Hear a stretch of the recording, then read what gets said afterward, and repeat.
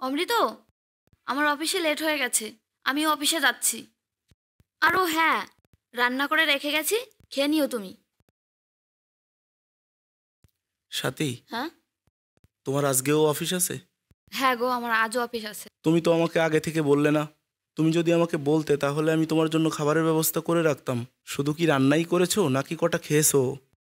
না অমৃত, সময় পাইনি, লেট হয়ে যাচ্ছে অফিসে এমনিতেই। আচ্ছা তুমি দাঁড়াও, আমি তোমার জন্য খাবার নিয়ে আসি, খাইয়ে দেবো। শোনো, তার দরকার নেই, আমি টিফিন নিয়ে নেব। আর আমার এখন আর সময় নেই। এরকম কাজ আর কখনোই করবে না। আচ্ছা বাবা, আর কখনো করব না। আমার এখন লেট হয়ে যাচ্ছে, আমি এখন আসি, বাড়ি এসে কথা বলবো। সাথী, সাবধানে যেও। কি করব, কাজটাও নেই, আর সাথী এত কাজ করে। সত্যি এটা ভালো লাগছে না, কিছু একটা করতেই হবে।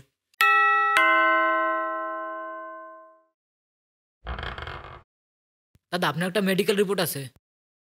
আচ্ছা ঠিক আছে।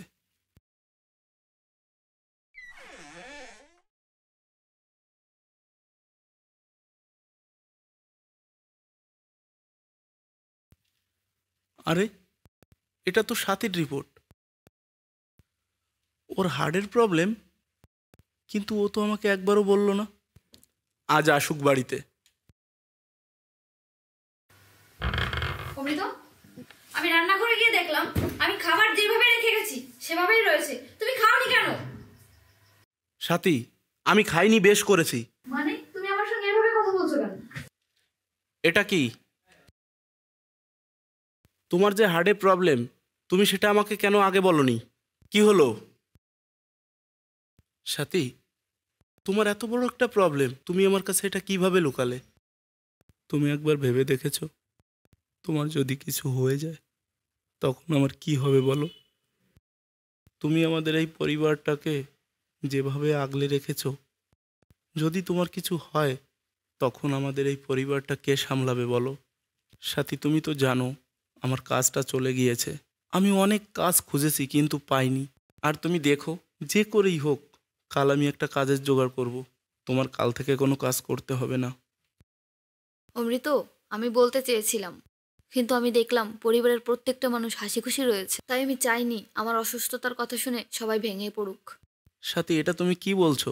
তুমি কি জানো এই পরিবারের প্রত্যেকটা মানুষ তোমাকে কত ভালোবাসে? তুমি যদি তোমার অসুবিধার কথা বলতে তাহলে পরিবারের সবাই তোমার পাশে দাঁড়াতো। আরে, তাকেই তো পরিবার বলে, একজনের সমস্যায় আরেকজন পাশে দাঁড়াবে। অমৃত, কথাটা তুমি ঠিকই বলেছ, কিন্তু আমি এটা কখনোই চাইনি যে একটা হাসি খুশি পরিবার চিন্তিত হয়ে পড়ুক। সাথী, তুমি এত বড় একটা সমস্যার মধ্যে থাকার পরও তুমি পরিবারের কথা ভাবছো? তোমার মতো বউ যদি প্রত্যেকটা ঘরে থাকে তাহলে প্রত্যেকটা পরিবার হাসি খুশিতে ভরে উঠবে। একটা প্রকৃত বইয়ের দায়িত্ব হচ্ছে তার পরিবারকে হাসি খুশি রাখার। কারণ দুঃখ সমস্যা এগুলো তো আসবে যাবে, এগুলো তো স্থায়ী নয়। তোমার এত কিছু ভাবতে হবে না, দেখবে সব ঠিক হয়ে যাবে। সত্যি সাথী, আজ তোমাকে নিয়ে আমার গর্ব হচ্ছে।